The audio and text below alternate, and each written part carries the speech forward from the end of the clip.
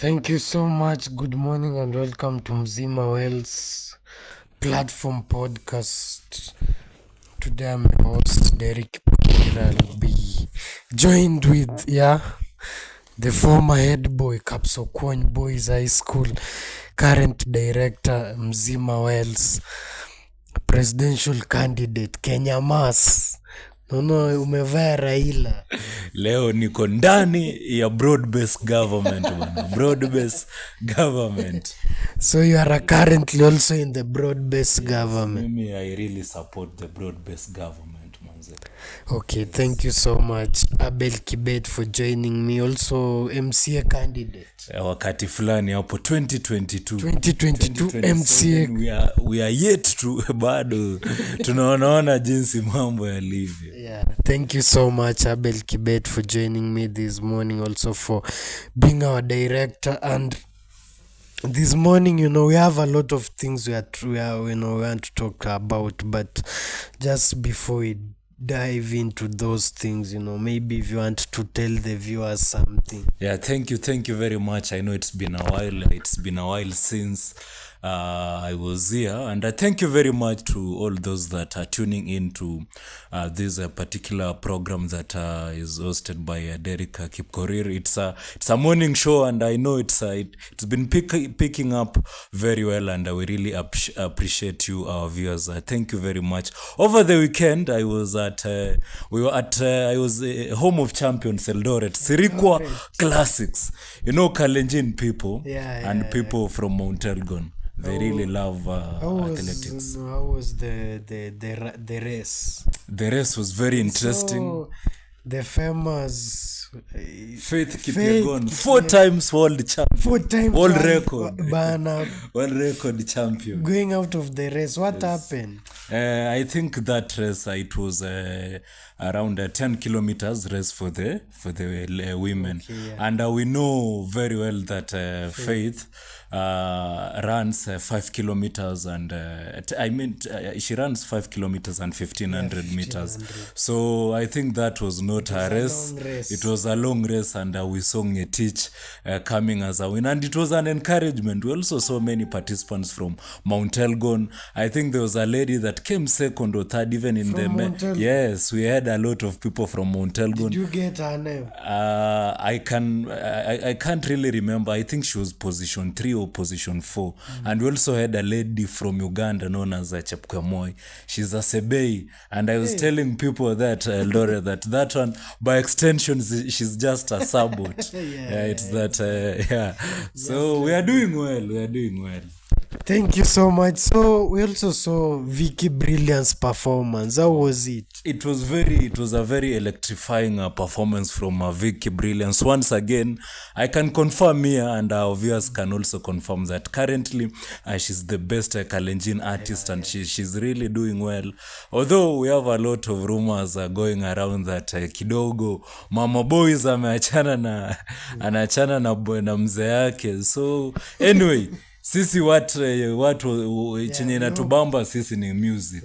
Hiyo mambo ingine ni mambo yake. So remember Chelele, the sad story of Chelele and how it ended. Yeah, so we hope that Vicky Brilliance doesn't get this problem. For sure. Yeah. And among other things, this morning we are discussing former DP Rigathi Gachagua, threatens to lead demonstration if President Ruto pushes for Martha Koome, to go. What can you say, just briefly, about that? We know it's now clear that maybe the woes that are happening to Martha Koome are in one way or the other related to Rigathi Gachagua. So maybe Rigathi knows very well, and Martha Koome also maybe from our position. Maybe they are, I can say, accomplice. There are people that know, maybe they know each other. Tunasema wanajuana kwa vilemba kwa Kiswahili. So maybe there is Rigathi, bado kesi yake iko pale bado iko Supreme Court, and maybe huyu ndio mtu alikuwa anaona angemsikiza, so maybe akiona anataka kutolewa, and we know maybe atatolewa so that Rigathi pia afinywe vizuri. So it's what is happening in the political space. Naona siasa tu kila siku inazidi kuchemka, and we'll be speaking about that, I know. Thank you so much. Yeah, another story will be Sudan Rapid Support Forces and allies, signed treaty to launch a parallel government in Nairobi. That was on Sunday or on Saturday, 22nd. This just happened indoors. Now it's a lot of people have come out to say so many things. Kenya is, even Gachagua has said that, Ruto is doing business with the sanctioned, RSF leader. What's your take on that? Just briefly, before we dive into it, I saw it. It happened na ilifanyika saa 8 ya usiku for information. South Sea. Yeah, closed doors and closed doors. And it was together with some other 20 political parties from Sudan. So it's not just ila RSF. They walikuwa na other 20 political parties. And what I want to say that it would have happened in maybe in Sudan, lakini Kenya was just being used as a media center whereby wale watu wengine pia from other unajua kuna Sudan has been, what is happening in Sudan is very bad now. We really wish people of Sudan to even have a peaceful country like Kenya, and all that is happening in maybe they're trying to form a government to look for a solution for their country. And so maybe I cannot be in a proper position to say that maybe our country is peddling with, because even RSF, it's their country, they're trying to make peace in their country. Sudan, so you may never know the position that maybe ile kitu watu wanasema Kenya is being used. But me, as long as Miss Jonah, any other person complaining, I've not heard any other country complaining apart from so it's just people maybe don't like the president. So shall be talking more about that. And US has come out to sanction 2 Rwandese officials and 2 entities, because of the involvement in M23.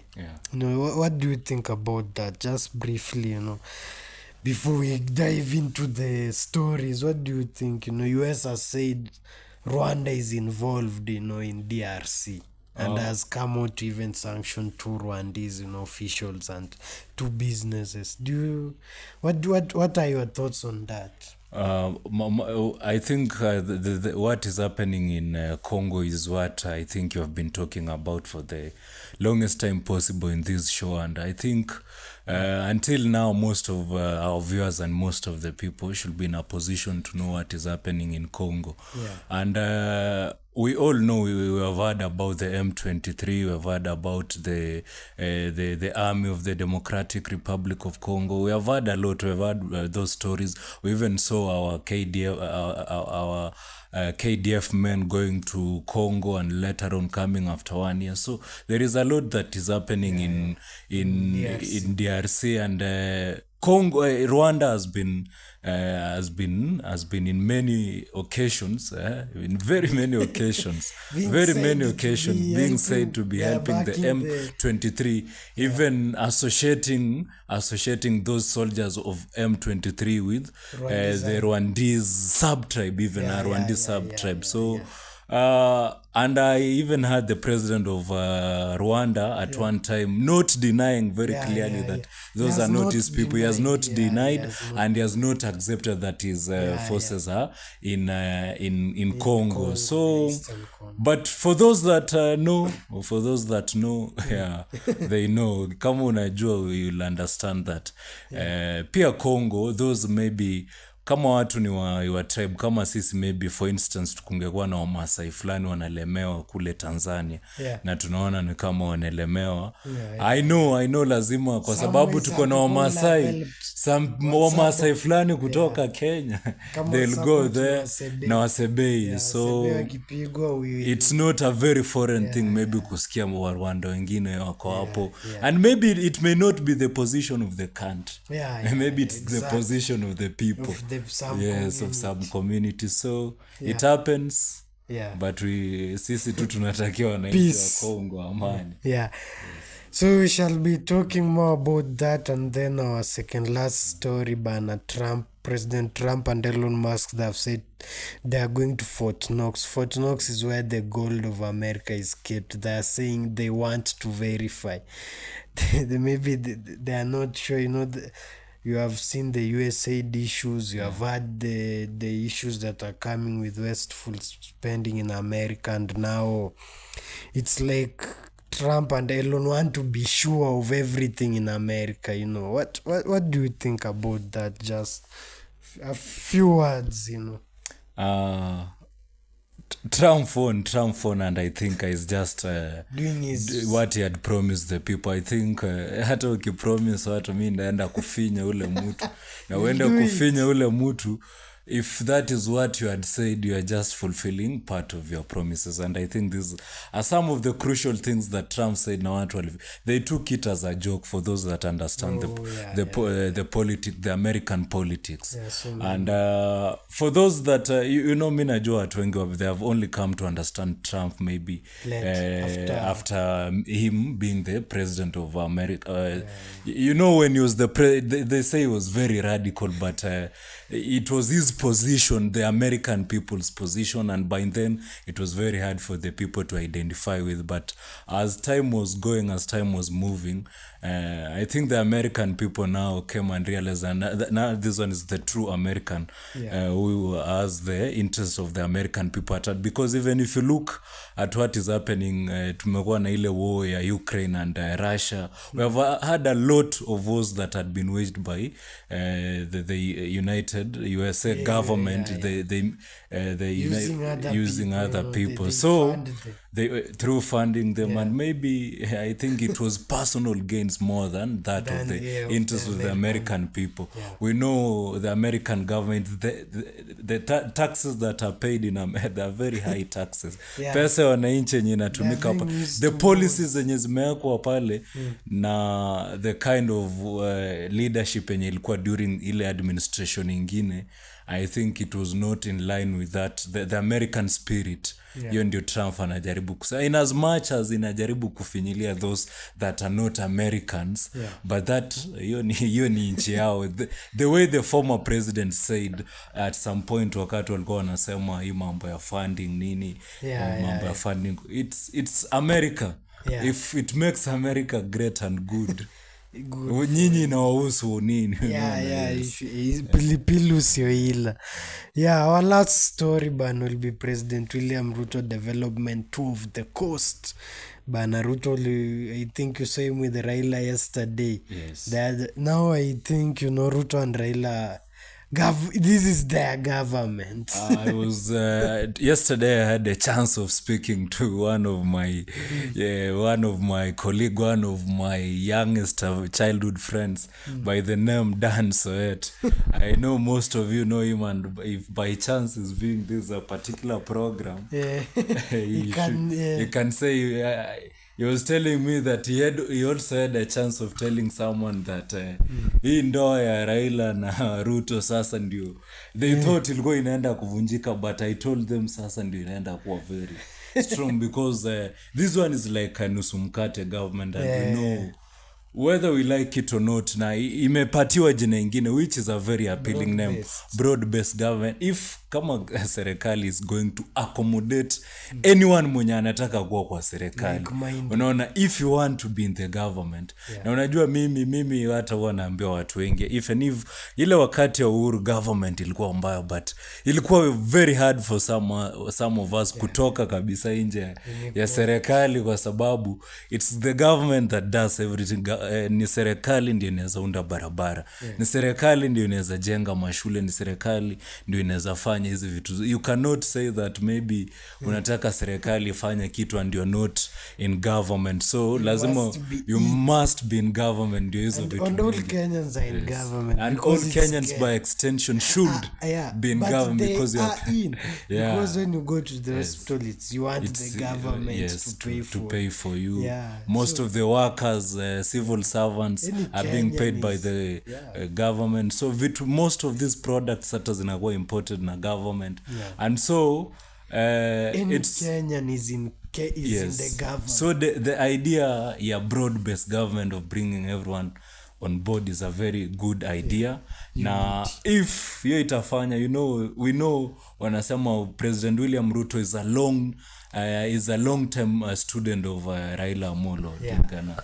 Kama ni maslahi ODM, me, I'm even proud of, all along I've been proud of ODM party, and for those that know me, and wale watu ambao maybe nimekuwa na the richest party, hata acha kwa the rich the way wale watu ambao maybe wamekuwa ODM, these guys have been fighting for this thing over, and it's the only party I think yenye imekuwa party yenye live to stay over time, apart from some individuals 20 years now, 20 years plus. So, and we know President Ruto is a founder member of ODM. No, ukiangalia hata UDA kuna Democratic pia Orange Democratic, so it's something they share the same ideas, and seeing the president if you don't want to be in government, sasa just go in opposition. I think that's now my Thank you so much. That is Abel Kibet bana, former head boy Kapsoko in primary. Yes. Which year? That was 2012. 2012, yeah. Not 2012, yeah, should be 2012. 2012, also captain Pale St. Mark's Cherengani. Yeah, presidential candidate Kenya. In fact, Cherengani was the chairman drama and music club, whereby I took the school for the first time to the nationals. I was there, and I was also there. I think I was as a dome captain now dome captain and also chair for clubbing. Yeah. So, and Kenya Mas presidential candidate. Yeah, and then MCA candidate Elgon 2022. So in a few, we shall be diving into the stories, now in length and and breadth. So there are some people who have joined us, so many people. Thank you so much this morning. Abel will be helping me read some of these comments. So Nolin Cheptek is saying, which news am I hearing? Is it true or just rumors? I don't know which news are those. It should be rumors, must be rumors, because we haven't heard that news. We haven't, those are rumors. Nolin, thank you so much, Nolin. I think you are in South Sudan or Nomorio, but thank you so much for joining us this morning. Osea Sirimitia hivi, good morning to Osea. Alvo Alvarez, good morning. At least leo kona backup. Thank you so much. Umsa amekuwa na sisi every day. And then now najua sasa hii mambo tumerudi, hata tulikuanga hivi, just back. Just back. Willy, is it Willy director? No, this is another. Huyo ni competitor fulani alikuwa number 2 wakati fulani wa t-shirt. Thank you so much Willy Ndiema. Good morning Nicolo. Nafikiri ako Migori. Ako Migori, yes. Juu anza hapo na Modest. Modest KE, I think she's following from Upper Kapsokoni, one of our greatest fans. Hao ni watu wanatufuatilia, anasema thank you. Dante Chemos anasema good morning too. We're having a very good morning. Thank you Dante Chemos. Kibit Martin should be a name from Nomorio hapo na Koshok. Hizo familia, anasema show iko sawa. Thank you. Melan Amoit, good morning too. Good morning. Hey, Amoit anatufuatilia akiwa wapi? Amoit was a very common name in the English textbook tukiwa pale pale primary. Masi Chesh Cherono anasema morning Abel and Derek, nimewamiss manze. We've also missed you Masi Chesh Cherono. It's been a while. Anasema how are you ni all? We are having a very good morning. Good morning. Abum Chelsea, jamaa wa Chelsea anasema kondani locked. Thank you. Good morning platform, watching you live from Kimilili. Abel, I'm happy for your programs. Thank you very much Felix Chepkwony. Asante. Francis Tendeta anasema good morning guys, watching from Nairobi. Asante sana manze. Thank you so much manze. Everyone who has joined us this morning, thank you so much. So in a few shall be diving in.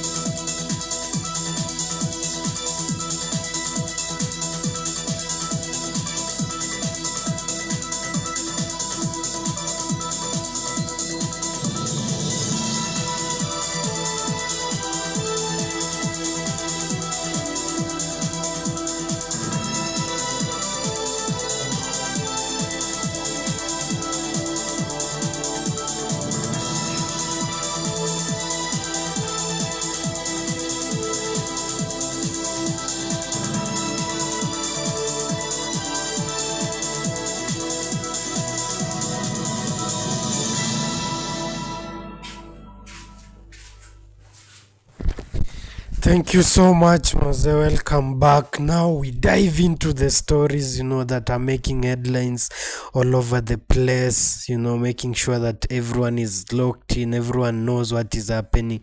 Timothy Chesutek, thank you so much. Morning Waku, following you at Matility. I think Timothy is one of the guys who is he student or lecturer? I think I'm not very sure. Oh, I think yeah, he's yeah. a student. Yeah. But I know the guy. Yeah, thank you so much, Timothy Chesutek.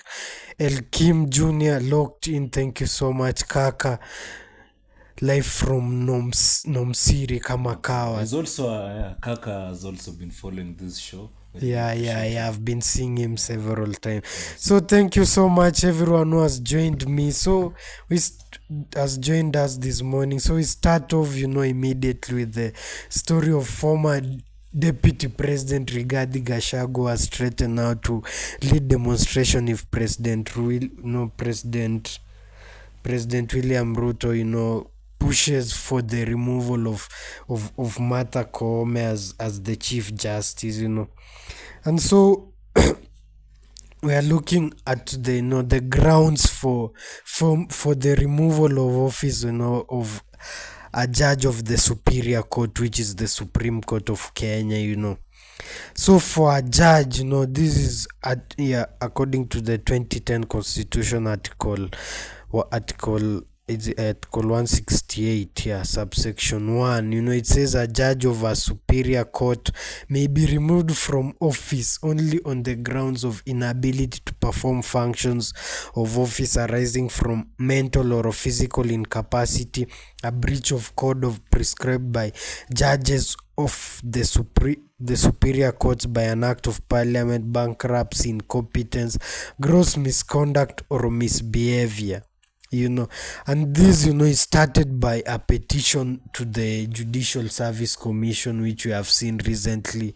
Nelson Harvey has taken a petition to the JSC for the removal of all the judges of the Supreme Court. This is after he has said there's more than enough evidence that these judges have been receiving bribes. Like in the case of Sonko, they said over 300 million was paid to judges for them to accept or to agree with the impeachment of Governor Mike Sonko from Nairobi. So he has even removed so many evidences, even including some companies that paid the judges to have favors done for them. And now it has become a political menace, like in the country, where we are seeing now Rigathi Gachagua, the former DP, coming out to say that if Ruto continues to push for the removal of Martha Koome, I will lead a demonstration. And he asked the crowd, will you come out? And the crowd were cheering on. So I don't know if the father of demonstration has been Raila Odinga, and we know him is the one who, when he says come out, people come out. When he says today is an holiday, it is an holiday. And now Rigathi Gachagua is saying, even me, if I ask the same, will you come out and demonstrate for me? And this is people are pushing for her to be removed as we speak. And what do you think? Why is it that Rigathi Gachagua, I've never had him talk about Martha Koome. What is it? And he has even threatened the president and say, if you removed it, don't step in Meru. First of all, I totally understand the position of Rigathi Gachagua, manze. And I now want to beg most of our viewers and Kenyans that especially men, manze, kama wewe ni mwanaume manze na ushaivunjwa roho, ushaiachwa, ndio umetoka tu kuachwa hivi na mwanamke alafu akachagua mwingine mwenye ulikuwa unaona wewe ndio uko na pesa mingi, wewe ndio uko na chance, you start a chance, you have everything, alafu wanachagua ule jamaa mpole, yani so that one is the exact position where nani Rigathi Gachagua is like ile uchungu huyo jamaa nasikia it's only men that can understand. This one is a broken man, ako na hasira, ako na uchungu, so he's just a former deputy, yani ule msee ametolewa kwa position, a very very big position to nothing, like it has never happened to anyone in Kenya. Hakuna since Kenya ipate independence, hakuna kitu yenye imaifanyikia binadamu yeyote yenye imefanyikia Rigathi Gachagua. Imagine being the first man to be the deputy president of Kenya, and all of a sudden mimi saizi Hermi Abel Kibet, I'm the director of Mzima Wells. Huyo jamaa ana cheo yoyote. Acha tunamwambia reality. Rigathi Gachagua ana cheo. So you think he's just speaking a man. I'm just imagining ile siku Oscar Sudi atakuja kwa hiyo gari yake, atengeneze video na aseme Rigathi Gachagua usiai kanyaga Eldoret. Alafu sasa tusikie hizo emotions ya Wakenya wengine itatoka wapi, because you can't just make a reckless statement that a president, I heard him talking that in Meru, and hata see that people cheered him. No one was cheering him by the way. It was just the advantage of having the microphone. Unaona like venye size sasa si ndio tumeshika microphone. You make the voice. Yeah. So I think na kila mtu tu anaelewa is a bitter man, is a madman, and you can like nini tazuia president asiende mahali popote. Na if unaona kama if Rigathi Gachagua anataka kufanya maandamano, by the way, maandamano si hata ni kitu mbaya sana. It's not an illegal thing, unaona. Yeah. It's constitutional. Yeah. Uja yeye mwenyewe alitolewa, maandamano haikufanyika, unaona. Yeye mwenyewe alitolewa. Unajua yeye alikuwa na cheo kubwa kushinda. He was later admitted in Karen Hospital. Hata hakuonekana siku mbili, and is talking about tutaenda kuandamana wakitoa chief. How many chief justice wametolewa? Wengi by the way, so many. Hata chief justice is nothing. We are talking about Rigathi Gachagua, the man himself, alitolewa. Kuna ile kitu ilikuwa inaitwa kwa play, inaitwa Soliloquy. Sijui kama unajua Soliloquy. That one now is what is happening to Rigathi Gachagua, if you ask me. Wewe ni mtu mwenye akona jiongelesha mwenyewe. Ukimpatia microphone hivi, unaweza sikia vitu za ajabu. Hizo ndio vitu zenye zinaendelea kwa mind ya Rigathi Gachagua. The only problem that is happening, wakona mpatia microphone, and it becomes very dangerous even for people. Yes. Yeah. So we saw the former, Chief Justice before Martha Koome. Yeah. I think it was Maraga. Yeah, it was Chief Maraga is the immediate former Chief Justice. We saw him, he did like, he pushed for presidents to do a rerun after, he quashed the whole elections of 2017, saying they had gross misconduct and other things. What do you think Martha Koome has done that Kenyans can say, Martha Koome, has done something that we can remember even her for? I think we are just getting started. It's when we are getting started with Martha Koome, and she hasn't done the problem that we're having with Martha Koome is so many court sanctions against government officials. Unapata masengeli sijui anataka kufungwa, you get any other thing. You saw the problem with the Kenyan constitution is that it's not progressive towards development. It's progressive towards human rights. Unataka kufanya maendeleo, but constitution inaruhusu enda wakustaki, usikuje kujenga barabara fulani. And Martha Koome has been very in matters hizo mambo za court orders against zile vitu za government. I think she has continuously trying to kuonyesha ile power nyako na against the executive. Na executive na parliament, unapata parliament imepitisha kitu, judiciary has quashed it, you get executive. So like I think that one is the problem that Martha Koome is having right now. Okay, there is a technical hitch, a small technical hitch, but Abel will be back. So Martha Koome, the current Chief Justice of Kenya, might be removed as we speak at the moment. So this is not based on any real evidence that we have garnered. So yeah, the Abel is back now. So Martha Koome, we have seen a lot of cases, a lot of sanctions towards governments, government policies, government projects. Even the issue of IBC has just been removed from the courts the other day. The issue of housing, I think it's still in the courts. A lot of things are still in the courts. So do you think, and the first thing that President Ruto did when he entered power was he made sure that the judiciary is independent. They have their own budget. Even the police, they were removed from State House. Now they have their own directorate. In fact, the very first thing that President Ruto did is he appointed the judges that... Yeah, he also appointed the judges.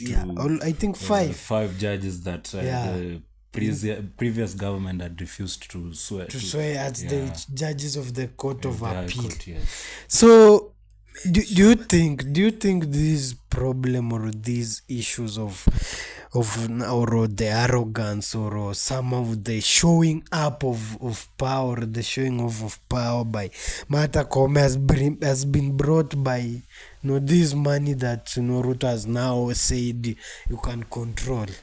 I think the first thing that President Ruto was doing, it was goodwill to show now that we are giving our courts the independence that when they may be dealing with those cases, they're dealing with those tough cases, they become very independent now because they have their own money, they have their own budget, so that maybe to use the normal layman's understanding, lugha mwananchi wa kawaida, wakuwe na pesa so that watu wengine wasijaribu kuleta pesa kutoka nje, wakijaribu kuonga the judges, maybe hizo cases go venye hao watu wengine wanataka. So that one was the agenda of the president, akaonyesha this one is my will. But we also understand when this government ilikuwa inaingia, walikuwa wanasema various agencies of the government zimekuwa curtailed, zimetekwa nyara, and including it ni judiciary. Walikuwa wanasema judiciary pia ilikuwa imetekwa nyara, and that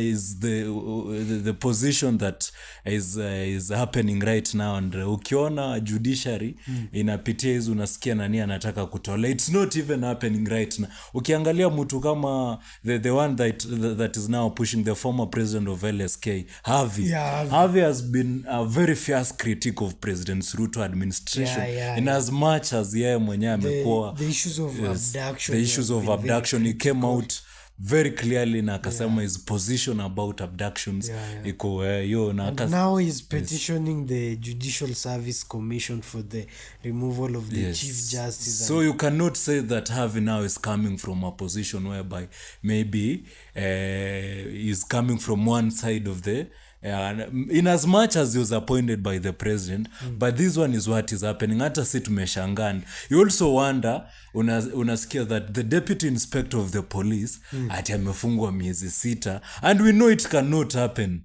Unaona, hii ni judiciary gani yenye tuko nayo? Because what happens when sasa msemaji wa polisi sasa amefungwa juu will be you now wonder ni kama jana, if you are very keen what happened yesterday, tuliona the Nairobi City County juu wamekosana na KPLC,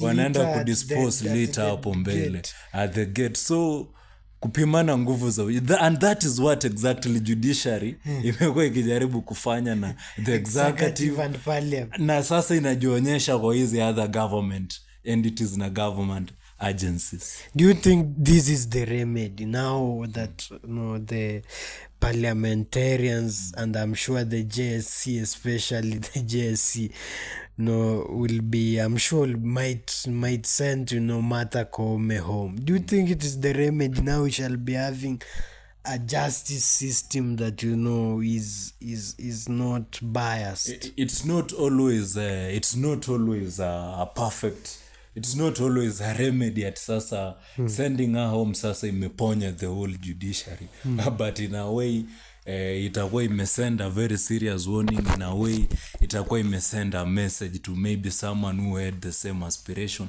Na unajua saa zingine wanasemanga kama nyoka inasumbua sana ama kama kuna kitu inasumbua hapo unapiga kichwa. Ukipiga nyoka kichwa umeimaliza.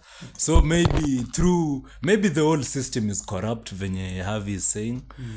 The whole judiciary system is rotten, but wakileta the head that is now the head ako sawa. And we remember hata during the appointment the chief justice we had so many hata misitu we wondered nani alishindaje Koome. For me it was very the decision was unanimous. If you remember, the decision was just unanimous. Yes, the decision was and we had so many people that were competing we had so many people, including even another judge of the Supreme Court. I think Wanjala smoking Wanjala, and I think was the best. He was smoking was among the best that was expected. We also had the former, I think it was a former DPP Murgor somebody.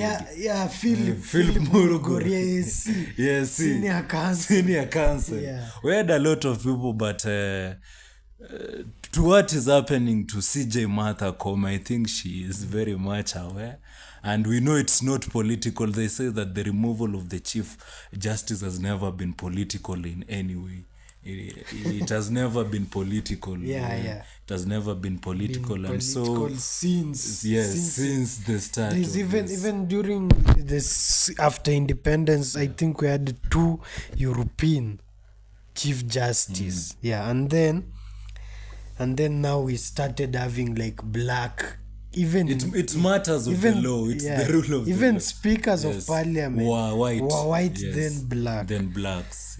So Kithure Kindiki, the current DP now of Kenya, said removal of a judge from office is purely a constitutional matter, not a political or ethnic issues. Accusers and defenders of judges must use constitutional legal arguments to state their positions, rather than trivializing such a weighty legal matter by bringing in ethnicity into question.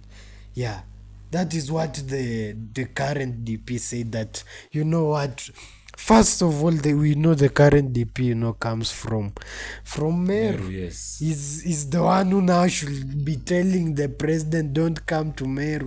Not regarding Gachagua. And he has come out to say this is if Rigathi has something to say, let him come out and say you should not remove Martha Koome on this and this, because there are constitutional provisions for removing her, and we have stated it, and they are accusing him of gross misconduct, And another thing, Abel, I want you to dive in is, remember the same Martha Koome is the chairperson of the Judicial Service Commission that is being petitioned.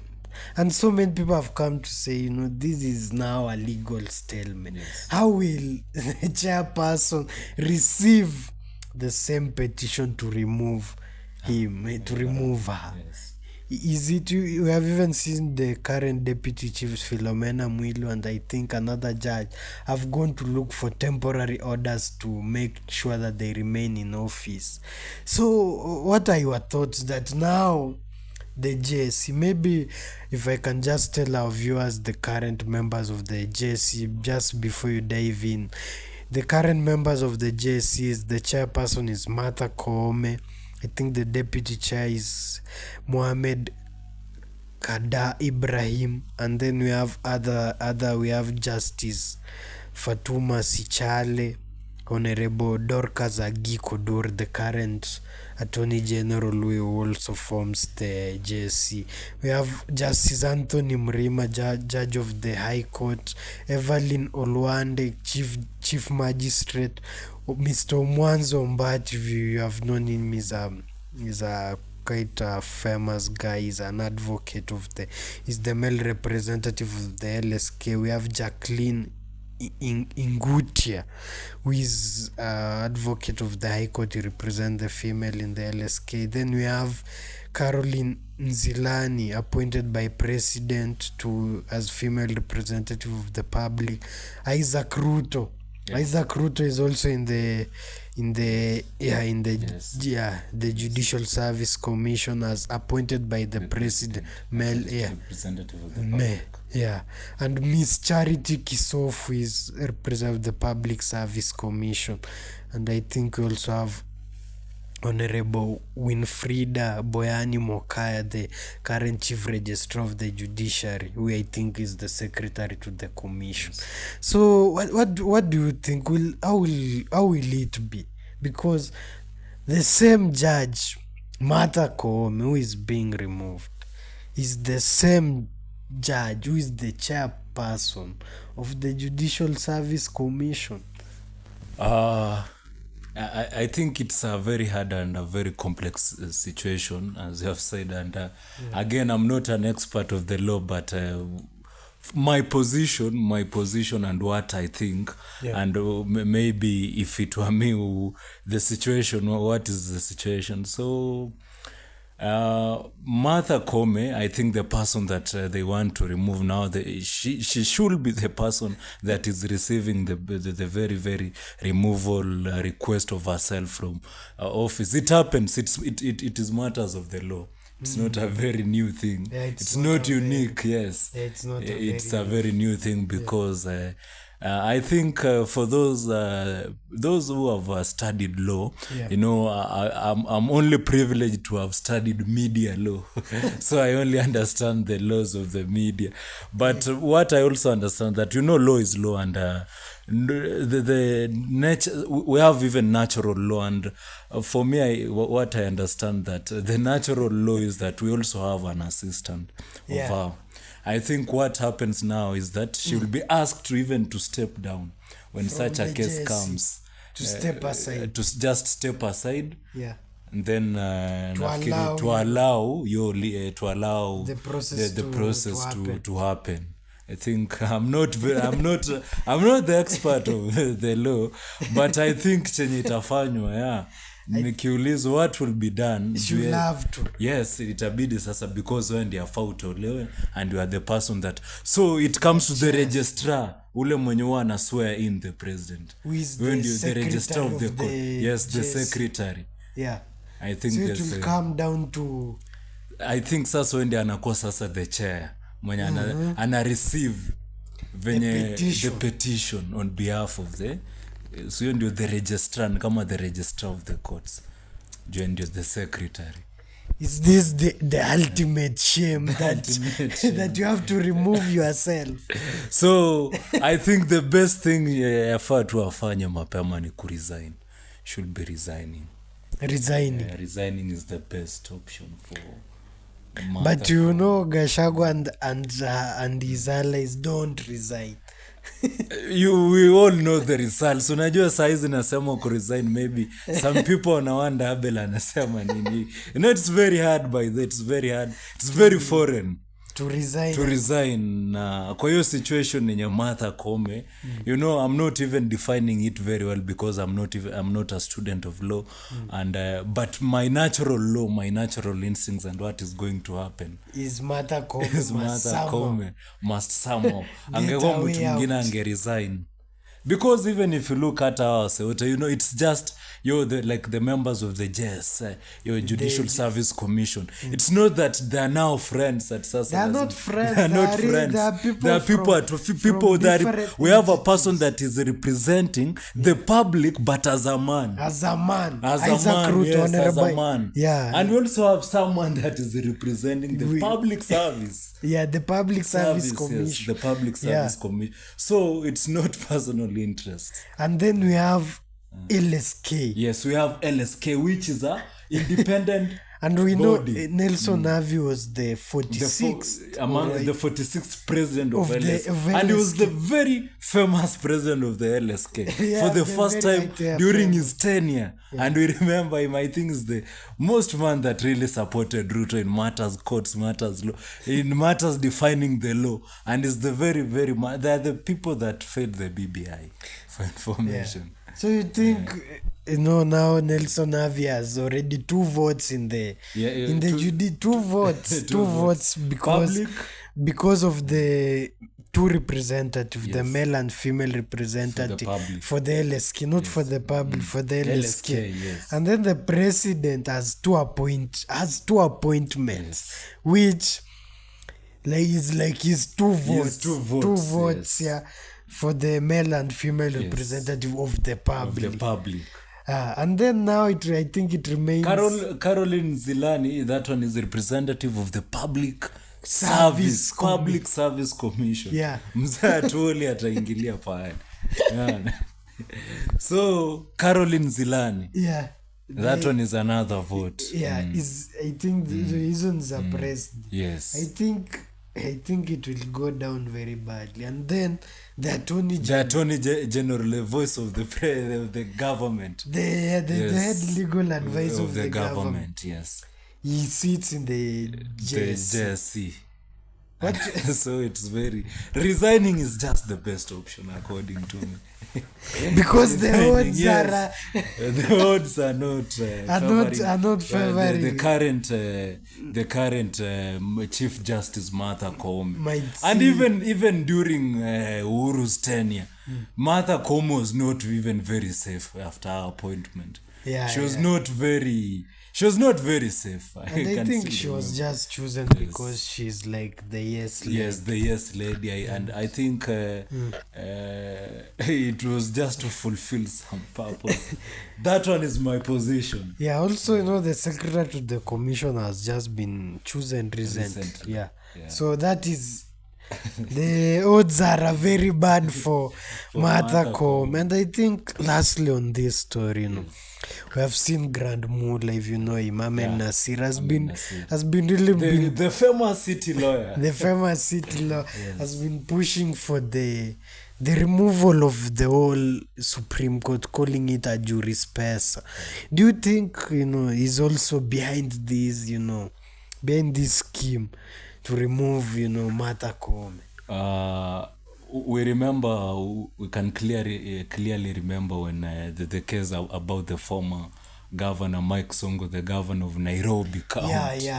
That's when the faces of the judges, the faces of shame, when we came to know that indeed our courts, everything is not very well in our courts. And and after that, I think that's when, and we all know, in fact Kenyans know, they do not even wait for such news to come so that they can say that our judges are corrupt, because we know in any way or the other you have found yourself whereby maybe you are seeking justice, and in Kenya we know that it's very, very hard, and it's very tiresome to seek for justice. And why is it so hard to seek for justice? Because our courts have been made to be corruption zones.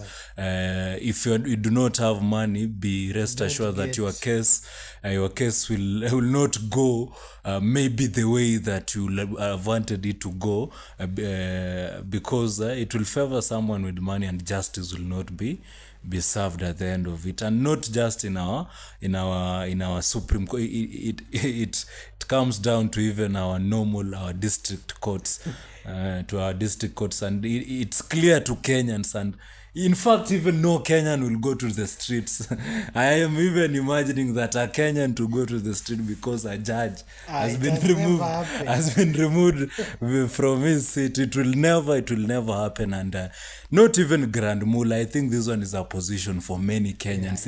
It's just long overdue. It's something that has been long. Maybe the people that are now propelling it, and the people that maybe are making it clear to and the people that are now interpreting it to the people, and the people that maybe will bring these cases to the court and JSC. in the JSS to see if maybe they'll be removed. I think the people also matter. Yeah. In Kenya, we know maybe the frontier. Remember the JSC recommend their findings to the president. Yes. So it's like a cast die. But also, in response to Grand Mullah calling the Supreme Court jurisprudence, he was refused. He was, I think he was like sanctioned. Yes. He cannot appear. He cannot appear in court. Neither do the advocates from his law firm, cannot appear. Yes. Do you think these are among the things that show the call of Martha Koome? Yes. Someone like Grand Mullah, we remember that even in the past election, I think his farm was the farm that was representing the IBC. In court. Also, he also represented Kenyatta in 2017. In 2017. So his farm is not just a normal farm here in Kenya. It's a very successful law firm in Kenya, and I think they've dealt with a lot of cases. They have a lot of successes in the streets. And Makiu calls himself the city lawyer. What's happening in the city is not what is happening here in the village. Wanasema mchezo wa taoni. So you may never maybe I'll cross mtu mbaya. You know Grand Mullah, you know him very well. And he's also the person lawyer to the president. The lawyer to the president. And the lawyer to how can you refuse? Unaweza nyumaje lawyer wa rais asiappear in any court? So and we know the kind of lawyers that that firm, or the caliber of the lawyers that they form. They are very lucrative lawyers in town. So I think that was a wrong move that has now put Martha Koome, on a hot soup. So we might be seeing soon the oust of Martha Koome. So we are waiting. The petition has been sent to the JSC, the Judicial Service Commission. So many speculations are coming out. How is it possible for a person to remove herself? We are waiting to see. We have seen also leaders who are not allied to the president and to the deputy president, Kindiki, saying that let Gachagua come out with a clear reason of why he doesn't want the current Chief Justice Martha Koome to be removed. So thank you so much, those who are with us this morning, those who are continuing to be with us. We appreciate you so much. So in our next story, which is big and has caused a lot of diplomatic issues in and around Africa, and especially Kenya, with the hosting of the RSF signing. I think it was on 22nd of said on a closed room in somewhere in South Sea. People decided to form an alliance. This has come out after calling. Even I saw the senator of Kakamega, calling out, the president for hosting the current leader of RSF, for the RSF has been accused of massive genocide and also actions, or let's say actions that are against humanity, beheadings, rape, and so many things that have been so bad to the nation of Sudan. So on 22nd, Saturday, I think Saturday or Sunday, they signed, a closed door, a closed door memorandum of understanding. And among the people who are represented were there, the key figures that were there included Abdelaziz Al-Hil, who is a prominent, rebel from the Sudan People's Liberation Movement North. I think this is one of the militias, and according to sources, he controls Abdelaziz Al-Hil, who controls South Kordofan and Blue Nile states. Another person who was there was Abdul Rahim Dagalo, who is the deputy of RSF and also the brother to Hamdan, the leader. Yeah, Mohammed Hamdan Dagalo, also known as Emediti. Yeah, and I don't know why people have come out to to accuse the country of hosting Emediti, but he was not there. He was absent. Yes. Yeah. I think those were the famous, the top ranking people who are there. Remember the RSF controls the west and south of Sudan. They control places, I think, that have gold mines and something like that. This is why Mohammed Hamdan Dogalo is a very rich guy. And we have seen, in an interview, I think yesterday with KTN, Gachagua has come out to say that the President Ruto is doing business with RSF leader Mohammed Hamdan Dogalo, who is famously known as Emediti, and he has come out to say when he was deputy president, there was a time he was told to go and pick Emediti in the airport, bring him to State House, and then he was refused to be there because he says the talks that were being held were not in relations with Kenya anyhow.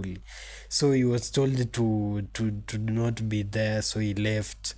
And then he was told later on to come and return. He made it to the airport. And so while returning Hemedi to the airport, he then says he asked the Hemediti what they discussed with the president, and Hemedi told him that they discussed gold and so many other things, and they just discussed their own business, not anything related to Kenya. And I think this is something he has come out to say, because I think he's calling the president I think a person who is indulging with people have been sanctioned, people are committing genocide and murder in different places.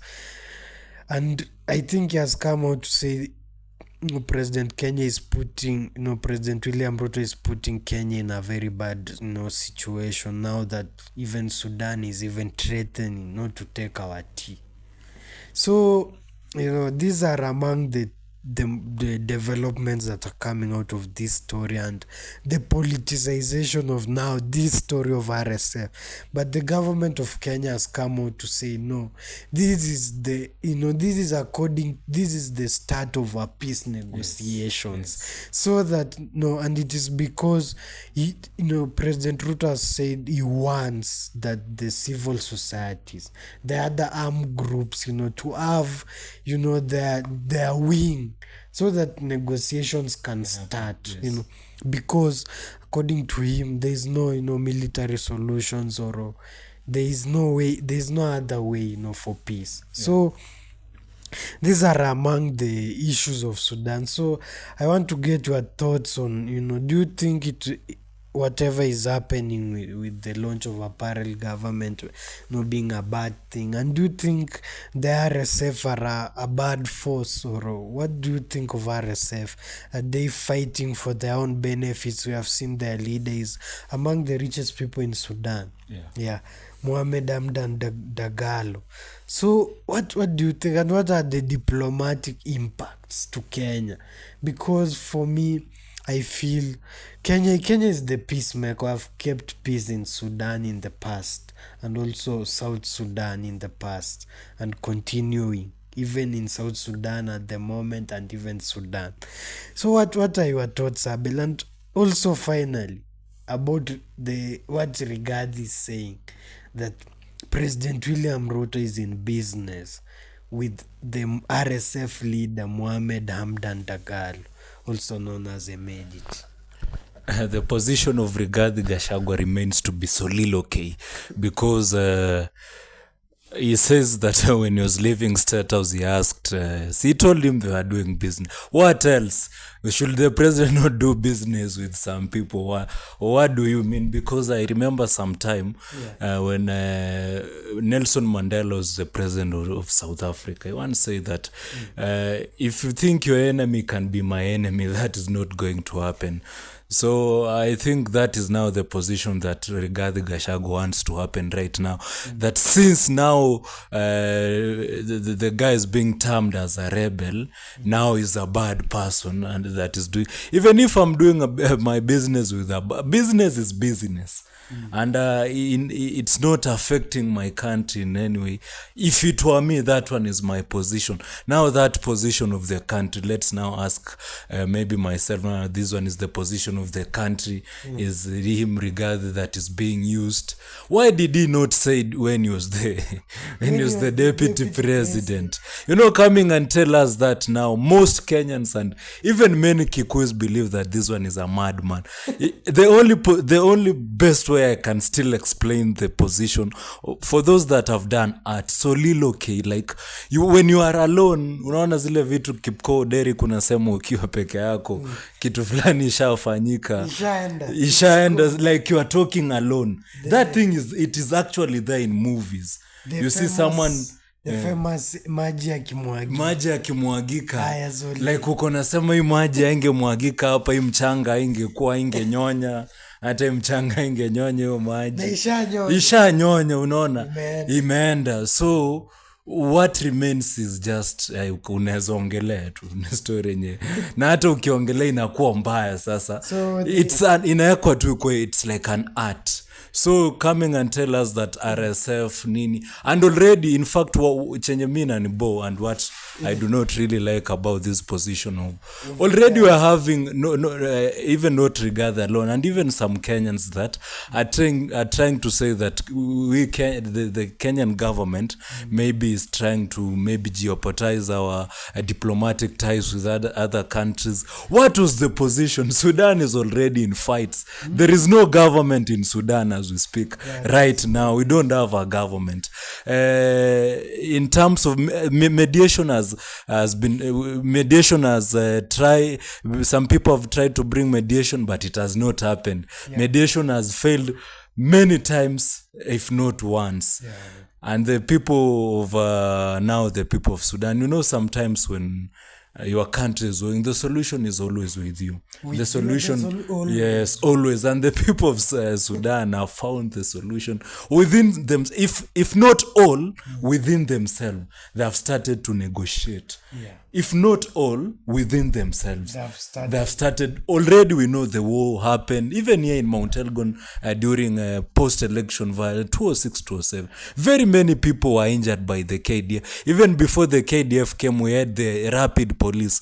Very many people were beaten here in Mount Elgon in quest of peace. But remember, the people of Mount Elgon, they are not any other foreign people. They are the people from Mount Elgon fighting for their own things, fighting for their own peace. So the people of Mount Elgon knew how they would find their own peace. Same to the people of Sudan. In fact, it's the people of Mount Elgon that just came and realized that there is no even point of fighting.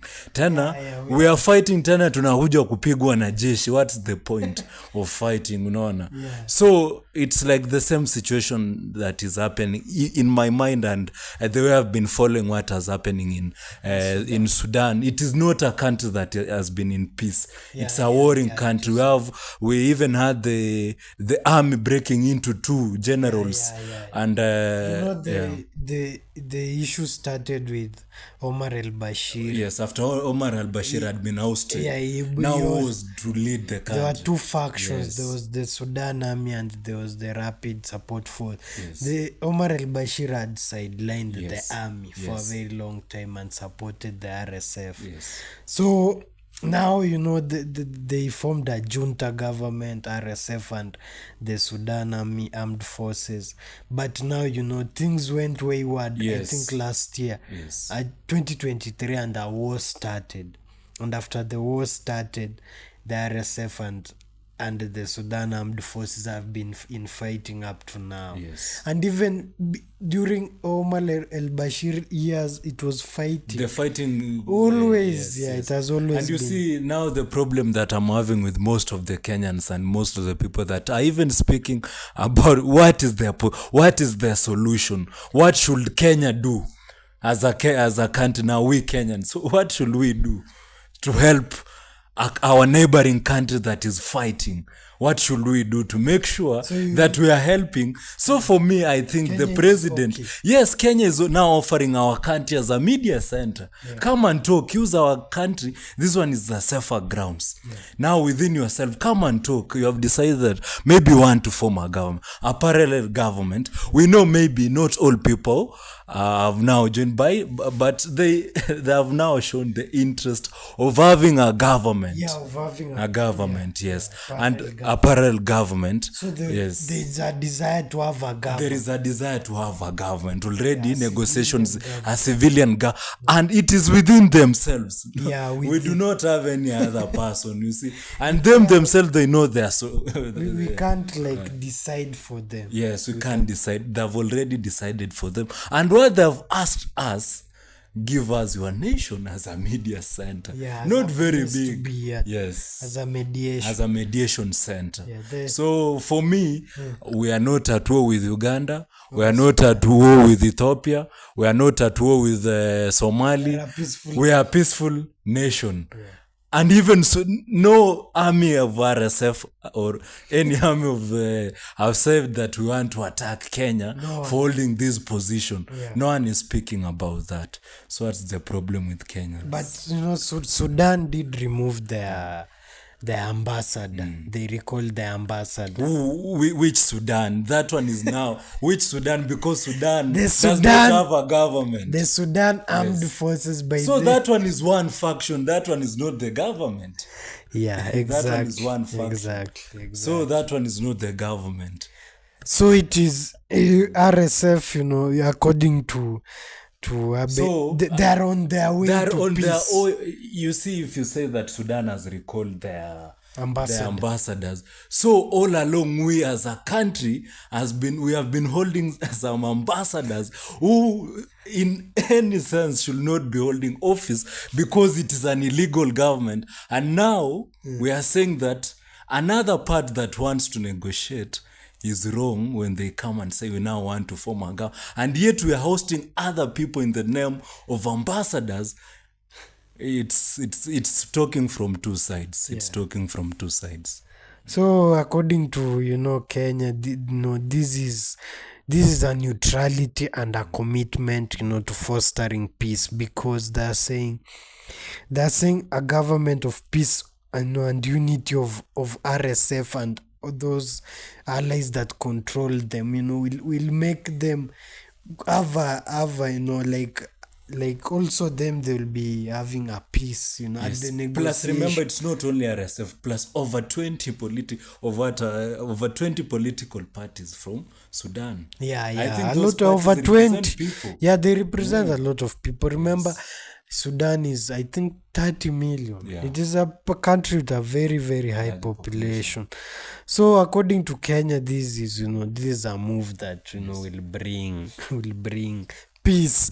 But according to a lot of critics, they are still on RSF. What they did in Darfur, they did a lot of genocide there, killed over 150,000 people. They are still there. Do you think it's also being enslaved in the past? Because also in Africa, if you look at, if we are ever going to get peace in Africa, then somehow we need to come with an understanding of everyone as a human being, not someone as the devil already. We cannot say RSF is the devil already, or in Congo we say M23 is the devil already. We need to be able to sit at the table with, seeing everyone as human, as wanting almost the same thing as us. And in that position of what RSF just turned out maybe to be the stronger part of the warring factions. They have divided the country into two. They are strong. So it means that Of course, more than 150,000 people. I've used a perfect example here in Mount Elgon. More than 3,000 people are killed in Mount Elgon within 1 year. More than 3,000. But that does not mean that we should not now have peace in Mount Elgon because 3,000 people are killed. So I think we must come in a position whereby you let the things of the past be the things of the because it happened. What about I'm very sure if 150 soldiers were killed in Darfur, more than 80,000 of the same from RSF were killed. So it might be almost the same number. Yes, it may be almost the same number, but since maybe one part was stronger, they maybe seemed that they're more devilish than the other. So if the peace was going to be there in Sudan, I don't think RSF can be labeled as the rebels. Only rebels, yes. And then the Sudan Armed Forces as the legitimate Congo, it's not only M23. We have a lot of. It's only that the M23 have turned out to be the strongest rebels that can protect maybe themselves. But we have a lot of rebels groups that are in fact terrorizing people in DRC Congo. So it's just the position. And do you also think this is about, we also saw UAE, United Arab, is there have been reports they are funding the RSF. Yes. They have giving them weapons, money via Chad. Chad is the middleman. And then UAE, Kenya has interest with UAE exporting meat. And also, we saw in recent news, UAE want to give Kenya 193 billion. Do you think this move, to support, because some people are speculating that Kenya wants, favors from UAE. So they have to support their baby in Africa, which is RSF. It's not only Kenya. Just recently in AU, we saw people in African Union voting according to their tribal lines, according to their ethnic lines, the Francophones and the Anglophones. What is so bad when Kenya comes out strongly and say, this one is my position, because this man wants to support me, I'll support him. What is wrong? And in fact, I remember yesterday Baba was saying that if we would have wanted to stop those elections of AU, we would have stopped. And I strongly believe because it's true. Yes, it's the truth. What if the voting happened? If the voting patterns happen according to our ethnic... because the reality was if Raila could not have stepped out, the continuation could be the same. The same, yes. They required 33 votes, could not be reached. Could not be reached. So they could have told people, go back, we'll vote another day. That one was the position. And but to leave that aside, my only position is that there is no any wrong reason for Kenya coming out clearly and maybe saying that I want to support the position of UAE. And we have seen UAE is importing a lot of products from Kenya. I've seen, be it eggs. Now we have gone to the beef. We are now the vaccination program is support, and it's happening in Somalia. Is now the biggest second export of beef in Africa, and they're exporting it to UAE. And UAE what is wrong if not very far from Kenya. What is wrong if Kenya is going to export? If we are now going to support the ideas of UAE and in any way does not affect any Kenyan, it's for the interest of Kenyans, and it brings values to Kenya. It's not wrong if my friend, an enemy of my friend cannot be my enemy. That one is the position that Kenya should now.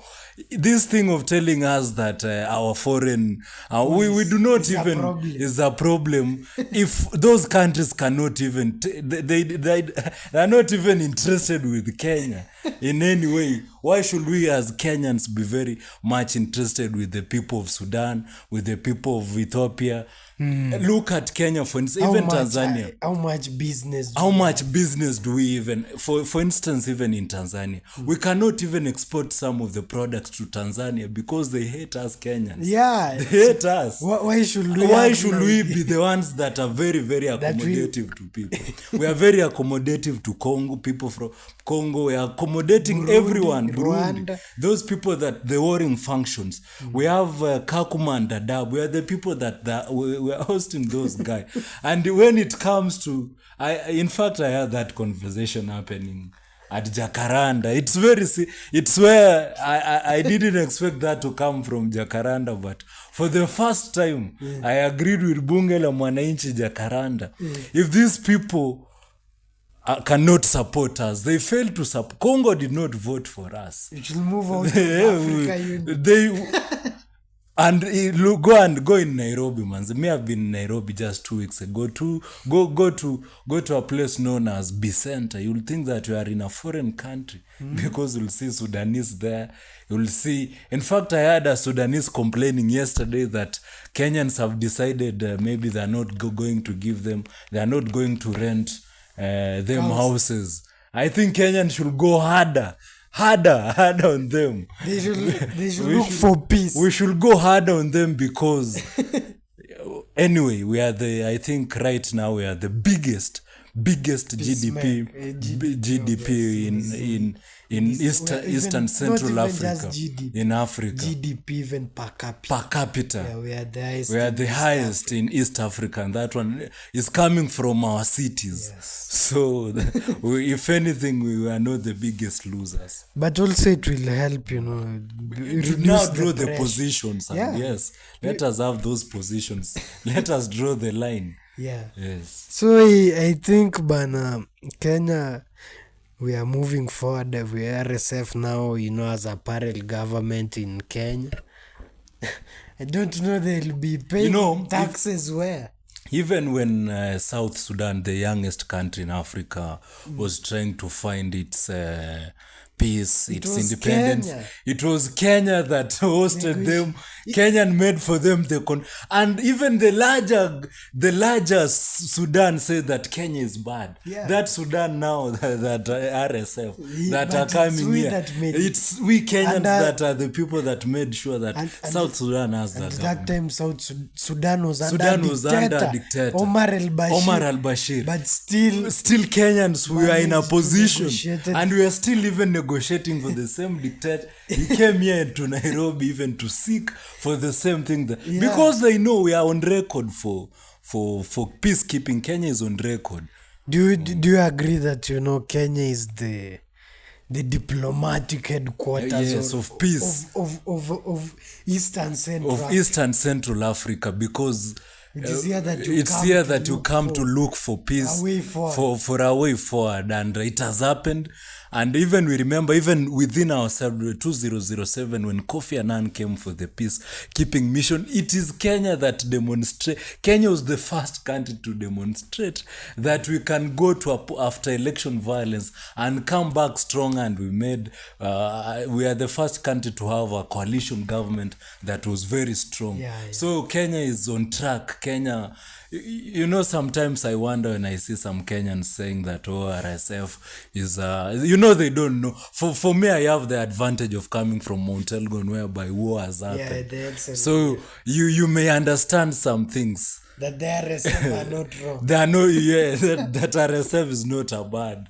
It's not a bad thing, by the way.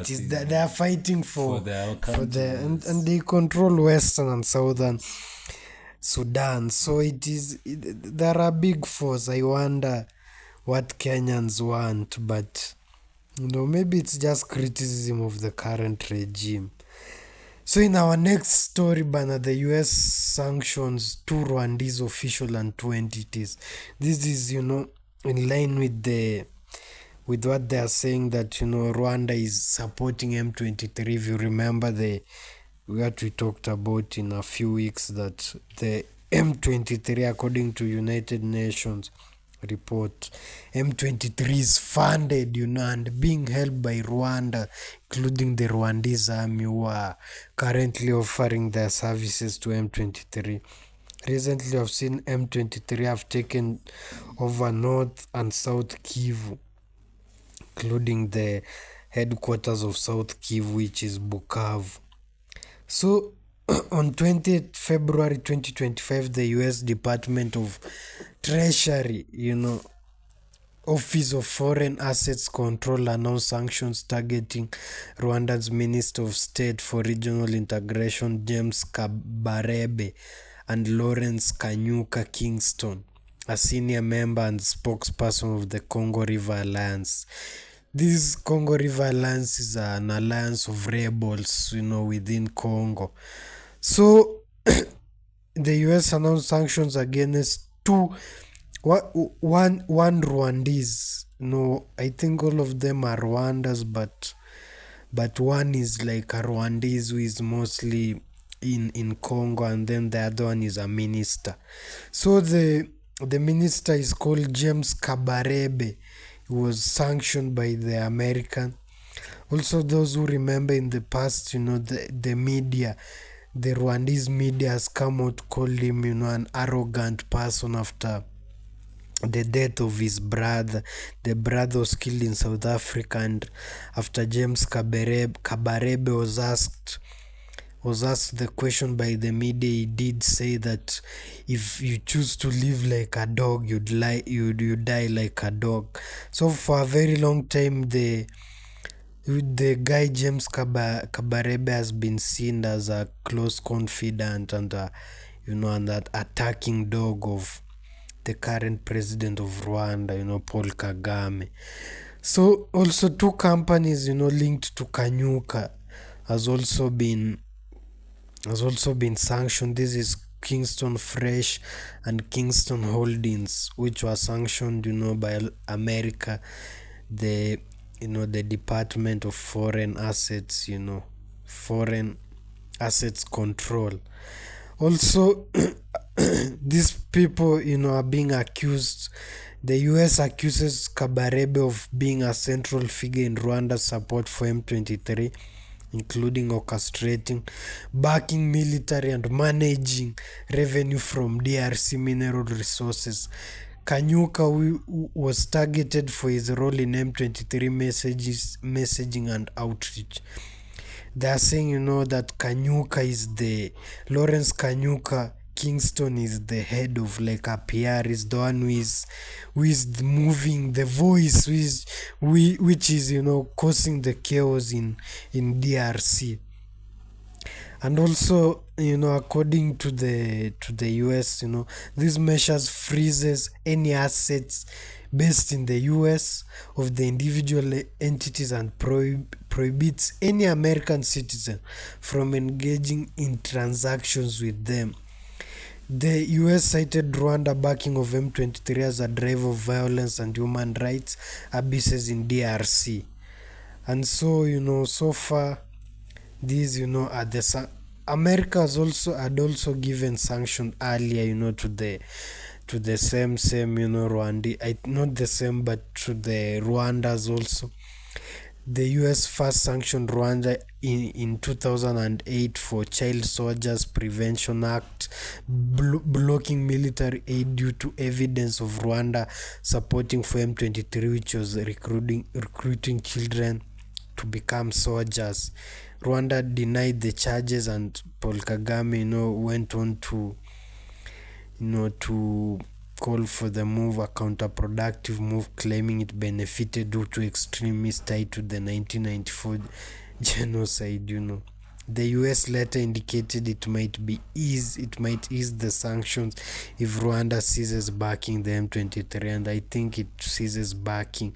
Also in 2023 August, the same Office of Treasury, Foreign Assets Control sanctioned 6 individuals in the Rwanda, in Rwanda, including Rwanda's Brigadier General Andrew Nyamvumba for supporting abusive armed groups in eastern DRC. And I think also some also top, RDF commanders and officials, were sanctioned by USA. So I know the implication is these businesses, Kingston, Limited and Kingston Fresh, will no longer be able to do business in America. No, nor any American, can do business with them. So this is in response with what is happening in Eastern DRC, where we have seen the M23 taking over northern southern Kivu, which the recent development has been taking over Bukavu, which is like the capital of South Kivu. And they're saying they're marching on to Kinshasa to take over the government. They believe, the current president Tshisekedi has refused, to listen to their wants, and also to honor the 209 peace accord, which was to allow members of the M23, to join the DRC army, which has not happened up to now. And so, the implications are not very dire to the Rwanda nation, but to these people, James Kabarebe and Lawrence Kanyuka. So I think we shall be seeing more sanctions in future, but we are also hoping, to see peace. Let America also, look for peace. But even though they are putting sanctions, which is removing the financial, assistance to the people who are maybe affiliated to the M23, but or those that are doing business with M23. But we should also be seeing, them strengthening maybe the DRC police or the DRC army, or improving or having better deals for the minerals of DRC, so that the people can have a good, deal. So, Abel, I don't know what your thoughts are about, these sanctions. Will they help, bring peace to... I think that one is PR. If you It's PR. PR is good and bad. PR is good and bad. It just depends on how it's going to work on it. So for me, already the M23, we've just mentioned, they already took over more than 3 cities. So and they've said they're advancing. That one does not stop the M23 from maybe advancing their own agenda. And you see, they've said that they have a very serious problem with their government.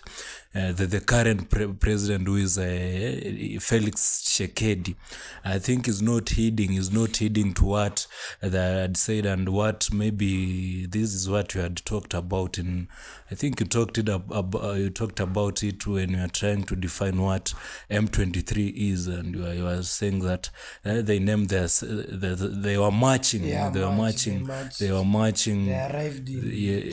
Kinshasa on 23rd March. Yes, and I think that one is in line. They want to be recognized as part and parcel of the government of the DRC Congo, but that is not happening. And even those sanctions that maybe you see now, that they're maybe sanctioning those people that they are believed maybe to be helping and funding M23, but those are just 2 people, you see. And in as much as maybe they own a lot of business, but I strongly believe that the M23 until now have even found, they must have found their own economic activity, something that they know is going to maybe sustain them until maybe they get to Kinshasa. We know it's not a very near place from where they are. It's very far, but we strongly believe, me personally, I strongly believe that those sanctions are just maybe to tell you how much the US government is sometimes peddling with other people's affairs, to meddling with in Rwanda. And you even wonder, even if they're saying that maybe they're going to even freeze the accounts of those guys, they've mentioned the atrocities of that one person who has been sanctioned, that he lacks human by maybe when his brother died in South Africa. The way he spoke about it, what does that truly mean? That was his position about his brother. They are saying that he said that. You see, sometimes it's PR to tell you, and I think that is what US sometimes is known for. And Congo, Libya. their interest in Congo. Maybe they just want to show the government of Congo that we are with you. We are trying to, but when you go deep, When push comes to shove. when reality dawns, when the rubber meets the road, you'll discover that even maybe the M23 maybe their uniform is coming from that guy. You may never really know who is supporting, and sometimes we know who really benefits from the wars. We know the manufacturers of the guns, those guys that manufacture, they are the biggest benefit, and we know who are the biggest manufacturers of the war, of weapons that are being used in Congo. And let me ask, we have seen RSF, they export their gold to UAE, get their weapons from there.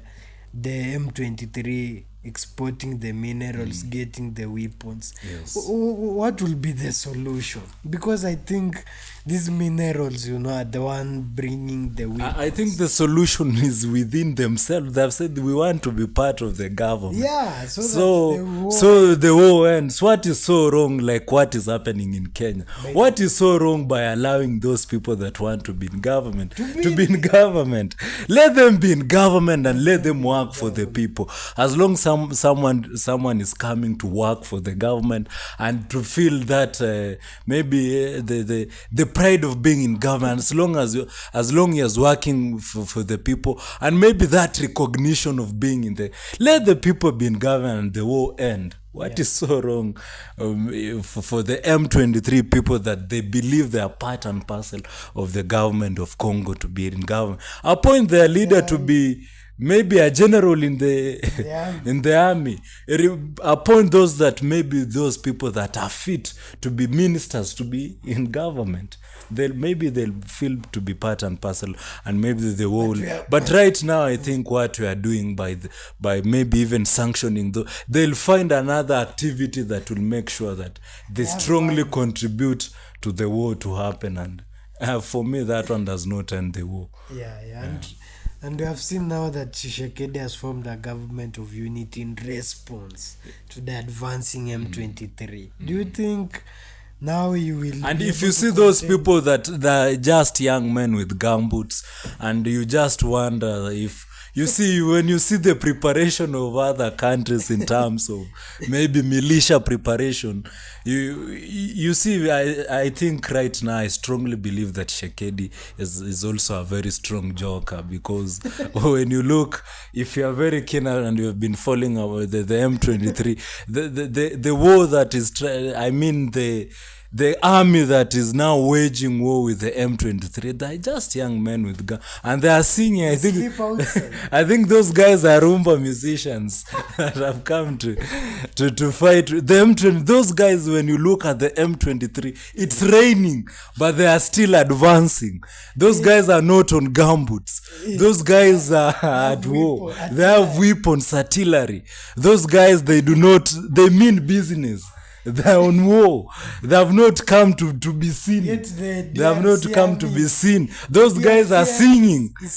They are chilling and singing while wearing gumboots. And you wonder, and you for sure wonder. M23 might take over Kinshasa. M23 if Tshisekedi will continue joking. I think you see the army is all about strategies. Army is all about the way you are preparing for the army is all about maybe endurance. And when you look at the M23, you'll get, when you are giving us their story in this program for the past few weeks, those guys have been living in the bushes. They have been in the forest. They have been advancing, and when you look at them, their physique alone, sometimes it's good to judge the war from what you see. So for me, I think if we are going to have I don't know, the elections happens after how long in Congo. 5 years. I think it's going to be very hard for Tshisekedi to maybe even come for the second term. It will be very hard. So we are following up that for you, Ban. as the sanctions, come into Rwandese officials and the war continues on in Congo, we'll be telling you more. So in our other story, President Trump and Elon Musk, is the head of Dodge Department of Government Efficiency, are saying they will be going to Fort Knox. Fort Knox is where the gold, is held. The gold of America is held like those, those in banks. Like I'm sure in Central Bank of Kenya, if you go there is a gold, place where gold is stored. This gold, is what backs the currency, the currency. So they have been threatening they might visit the place. I think it is in Kentucky, and also there are other gold deposit places. The treasury have said they have stored gold in America, including places like Philadelphia. So this Fort Knox has a rich history that spans over century, evolving from a place that has been training military for a long time to now a place where gold is being kept. The biggest shift to it came in 1936 when the US Treasury chose Fort Knox to house the nation gold bullion. So in 1936, I think it is when now the Americans are saying let's push that gold be stored in Fort Knox. Fort Knox is also a place where it is like a military camp. Yeah. So this was under FDR. So remember the I think it holds around 147.3 million ounces, something called tri-ounces or tri-ounces, like it's ounce but more than like kilogram, then a little bit higher than kilogram. So the place holds 147.3 million ounces of gold. But also the Secretary of Treasury has come out to say they do yearly checking. So according to them, according to the data they have, the gold is intact and it is in great place. This has come after the findings from USAID, from the wasteful spending in the government of America, including very very sinister things, like America was funding, I think, the most jokes. America was funding like jokes all over the world, like write a transgender book for people in Nepal, trains Jew women in Afghanistan, and then a lot of money is put there, and yet the people in America are suffering. So I think in coming days we shall see even more radical, radical audits being done on most government departments in America. But I want to get your thoughts. What do you think is really happening in America? Why is it that we are finding a lot of problems? Even developing news are that the FBI deleted, some parts of the Epstein list. Now I think they are finding out that some part of the Epstein list was deleted by the FBI. What do you think is happening in America that we are finding a lot of problems? Because even President Trump had said God saved him to come and save America. I think the way I had earlier on mentioned it, I think it's for the interests of the American people, I think, right now. But what is good, we know that what happens in America in a way at least affects every particular country in the world, and that's why it's a matter of grave importance. First thing first, I like to congratulate Donald Trump. We're no longer having that shit of transgender. We're only having male and female. that LGBTQ stuff, manze, that one was bullshit. And I think right now, yeah, there is no more funding. We really had, I heard that there was really, we really had strong funding for LGBTQ community, and that's why they are they are really throwing tantrums to people. The people are earning.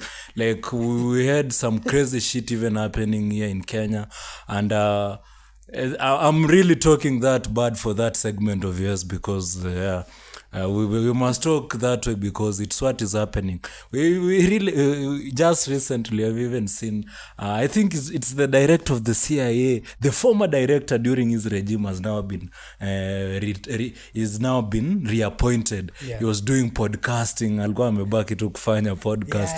Akishow Kash Patel. He was just telling FBI, the director of FBI, former director of FBI. He was just telling people how things are happening. Yeah, things were bad. I think America had become so liberal or radicalized to the left. In fact, to this thing of human rights, and we even had it happen here in Kenya.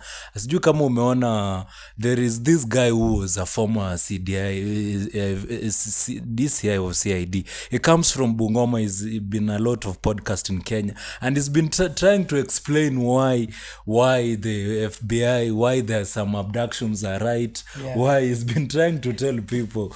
Because maybe you see, the constitution of Kenya is not very progressive in terms of some things, and you're trying to say that so much human rights in Kenya to an extent whereby you cannot even do some things, like you find someone is an Al-Shabaab ameua mutu, but so much human rights wanasema wewe ni Al-Shabaab so asiwawe, and those things were coming from US, by the way.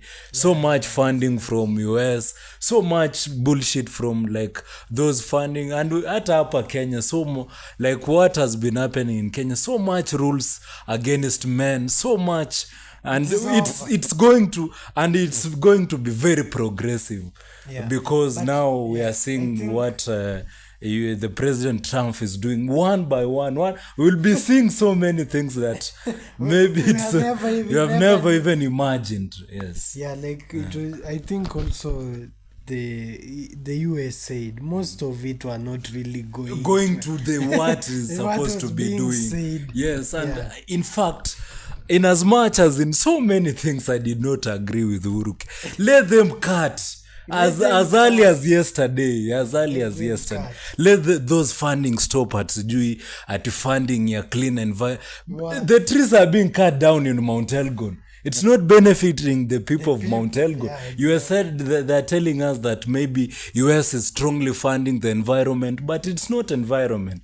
They're just choosing environment as a segment for another bigger issue that it's not being shown to the people. And those things, those monies have been coming from the United States government and So during the demonstration of the Gen Zs. Yes, during the demonstration of there was some funding that was coming from Ford Foundation, and the Ford Foundation is well known for funding the LGBTQ community stuff, and we even saw how can a LGBT person who is a lesbian go on street and say that he's fighting for my rights. I cannot accept that one. I'll go and undermine in opposite of that, because that one is not right. That one is not my right. And through Trump for the next 4 years, we strongly believe the world is even going to heal from some things, because for him even to say that God even chose, I think leaders are chosen by God, and like we're already seeing ceasefire. Ceasefire even the war in Ukraine is going to stop in very soon. Even minus those serious talks that maybe we are going to, but through Trump he'll just say that I'm not going to fund. Biden was not in control. Yes, he was not even in control for the war that is in Ukraine, because a lot of people have died for nothing in Ukraine. Nothing. And we were being told that Zelensky, who is he's just been benefiting from the war, from the monies at the expense of his people dying. So, and that money has been coming from the United States. Yeah, The biggest problem has been the United States. America sent over $350 billion. And it's not only in the, you have mentioned even in Nepal, funding the LGBTQ community. They are like write a comic book for transgender, and it's people's money, and maybe in Peru. And they use like $11 million. So a movie. Even in terms of sanity, maybe you're going to see sanity coming, order, the new order of the world. Maybe now this one is the new order through Trump maybe are going. Yeah, we are now only But having. Also, whatever was trying to be done was they were trying to bring a new order. Yes. Then now A good order maybe now. an order that but also I had the vice president saying every man that men should now come out, because for a long time you have seen men, the LGBTQ feminism being propagated by the left. Now it's over. Yeah, it's going to be over. It's over. Those who don't know it's over. Yes, and even in Kenya, we hope the president is going to go very serious, go very strong. Even with Trump. Yes, really too gentle. yes, even in matters, even NGOs, those non-governmental organizations that are funding things that maybe are retrogressive, instead of supporting the government. Those old NGOs should be closed down, and we just have something that we are just moving towards the same direction. The idea that we have had a lot of NGOs even here in Mount Elgon that we want to support the forest, but in real sense, walk to Chebuk, no trees. In fact, Mount Elgon here, Elgon Ward is leading with the largest population of trees, and this place is even not known to be the forest. And we the places that we are having those NGOs are the places that are suffering the most. Trump should cut down as much, not even those. He should go further. Look for those monies that are coming to fund those things that are retrogressive and not bringing development to this nation. Those things that are maybe ruining our morals. Those things that will make our country not be progressive. I think he should further. Free money is not free money are going. People should work. Let people work. Work for man. That's when value for work will come. Exactly. Yeah, so thank you so much, Ban. And our last story, Ban, is President William Ruto. It's a 7-day development tour of the coast region. Yeah. Yesterday started in Mombasa. It started with a press with Raila Odinga. If you saw, Raila said, I told you if I win, good. If I lose, good.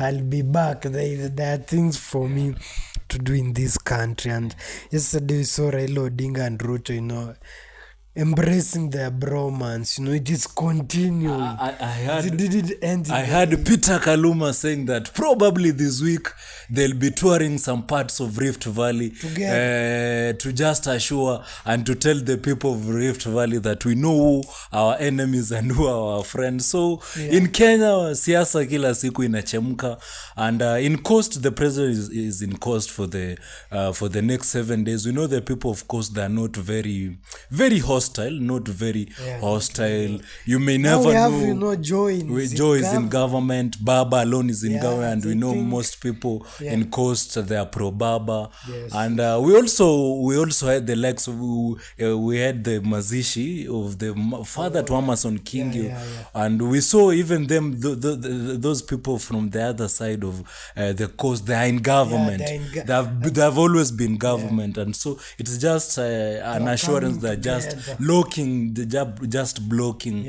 We call it blocking in closing film. Last, just making sure that faces. Last faces, so and that in Coast they really don't have anything to say that the government is bad, because they have a lot of people in government. They have speaker of the Senate, have the Dogo Kundu bypass, special economic zone. So for them, I think the blue economy is with their son. The blue economy is with their son. So I think the president will enjoy his visit in the Coast. One of the, I think among us, the easiest visit is going to. In as much as I saw another preacher preaching in the Coast on Sunday, and he was telling the president, the nation, and he was trying to explain to him what had caused the Gen Z maybe to have. And I was agreeing with that preacher, because indeed the Gen Z are suffering.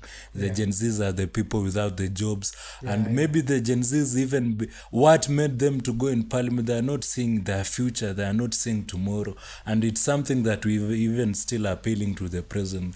Tafutia Gen Z kitu ya kufanya. But also Gen Zs, are among the highest taxpayers, because all our money we spend.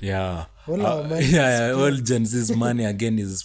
But what the preacher was trying to say, that we should be a nation that fears God, and I think by fearing God, even as a nation, he was saying that all nations that have been built and all nations that are very he was preaching and some people are saying that preacher maybe was targeting the president, but in real sense, even I strongly believe even the president wants to be in an environment like whereby truth is being told, and whereby we want to find progress, and maybe what is the solution to all the problems that we are even having in our country. But my general view of the coastal visit is that there is really no in fact, I think the coast is somewhere whereby if Baba is going to remain the broad-based government with President Ruto, cost is somewhere whereby we should not even gamble about. That one is something sure bet. It's a sure bet thing. Joy is in government. And for the first time, even the people from Luo Nyanza, I've heard them saying that they have never felt in government as this time. They have more than 4 ministers in government. And I was even telling someone that what the president now needs to do is now maybe those sub tribes in Kenya should now they should now get even a person who's representing them in government, so that we now put all the Kenyans in government, and we now talk one chat. So also some people are saying that Ruto recently was just in Northeastern, if you remember. Now he's in Coast. Do you think it is just, a strategy to show I'm doing something? The president also, as a government, you must be telling we are doing something. You must prove. This one is politics, and you must literally go there. I've heard some people saying that the president should be staying in State House. No. What's the point of staying in State House? And I think the president should be moving all over the country, maybe to assure people that, indeed we are doing, and maybe to sell and to assure people that we are to. And if anything, the president is telling us that we are trying to put our people together, we are trying to bring our people together, and it's just an assurance. Even seeing the president, the former Prime Minister Raila Odinga together, it's just an assurance that hii serikali hii serikali ni yenu. You see, people are people represent leaders represent the government, and so it's your government. You are hivi tu yote yenye inasemwa ikikuja kusemwa hapa ni maneno yenu, it's not our thing. So some people are saying the president is hitting 2 birds with 1 stone. That is not only just, showing that he's doing something, but also looking for votes. In Kenya, I was telling someone, he was telling me, why is the president so fierce? I told him last year, recently, tried to throw his government out. He went to the parliament. So the president must be so fierce in terms of even trying to put the country again together.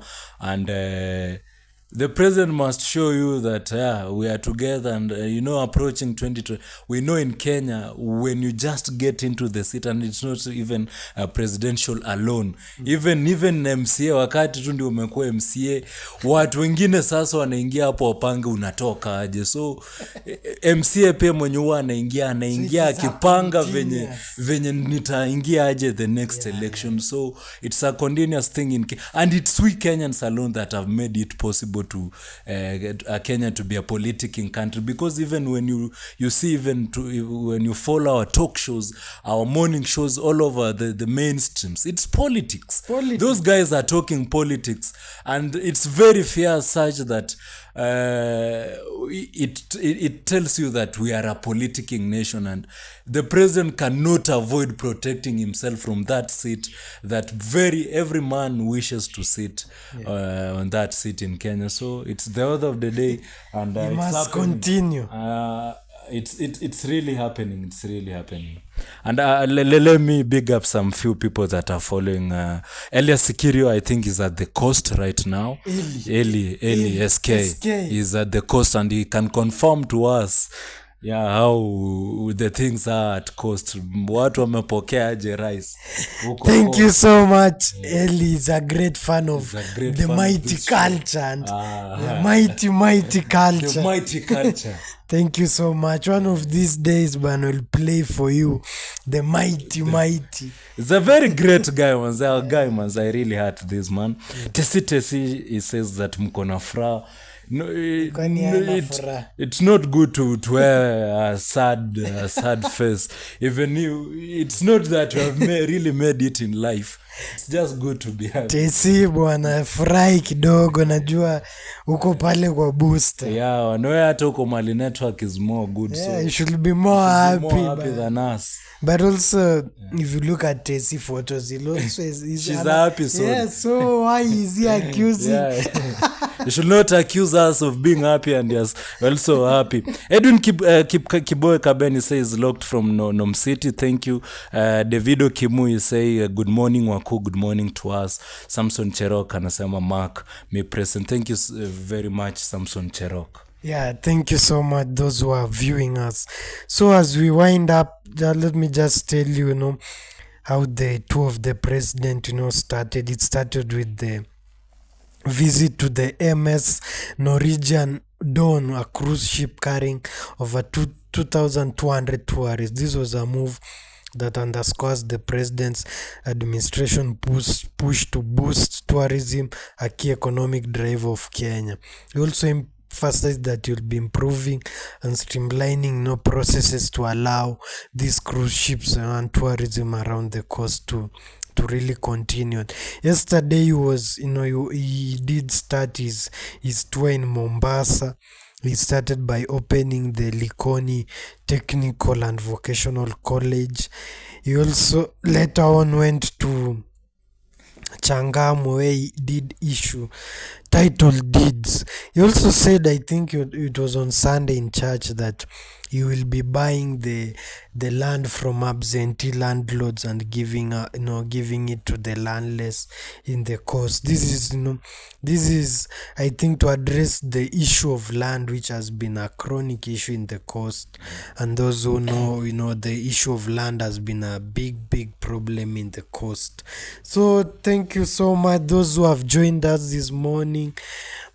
Just before we end the show, those have been our stories that we have had this morning, from the former DP threatening president that lead the demonstration if he removes the current Chief Justice Martha Koome.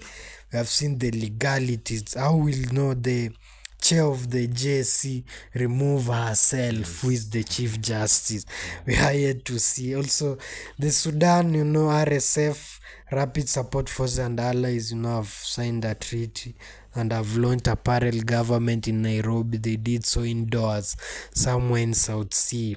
I've seen the implication. So many people are saying we are hosting, people are genocidal, but the government of Kenya said this is the path towards peace and negotiation.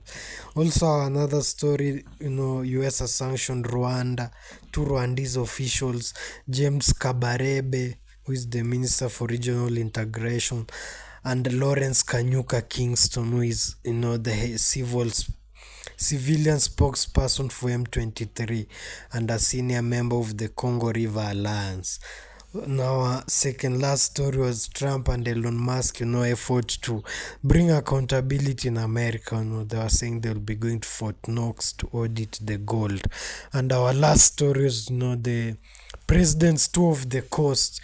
So, we are hoping that, now the president is in the coast, he will also address not only land, but also he'll be addressing how the young people get jobs. There are many jobs in fishing, tourism, the hotels, the whatever.